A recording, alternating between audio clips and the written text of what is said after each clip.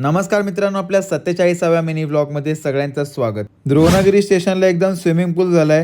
Pass वगैरे काढला मी. आता वरतीच विचार करा तुम्ही, एवढा स्विमिंग पूल झाला आणि खालती तर समुद्रच भरला असेल. जसा विचार केला होता तसाच झाला. मस्तपैकी समुद्रातून व्ह्यू एन्जॉय करत आणि बाहेरचा नजारा घेत मी पोहोचलो आपल्या बामणनगरी स्टेशनला उतरलो आणि सर्व्हिसचा कॉल आला. मला बोलतोय जिथं आहेस तिथंच थांब. सर्व्हिस सोबत चॅटिंग करून आपण निघालोय कामाच्या दिशेने.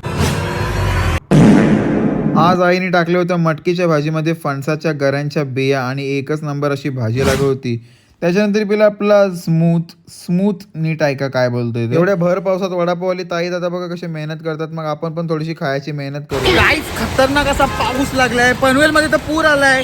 यो पाऊस आहे ना, असं वाटतं की 2-3 दिवस थांबतच नाही, एवढं कंटिन्यू पडते. एकदम वाट लागली आहे. माझी छत्री 2 वर्ष जुनी आहे, त्याच्यामधून पण पूर्ण पाणी ठिपकते. जर ब्लॉग बघा असाल तर मला छत्री कोणतरी गिफ्ट करा नवीन.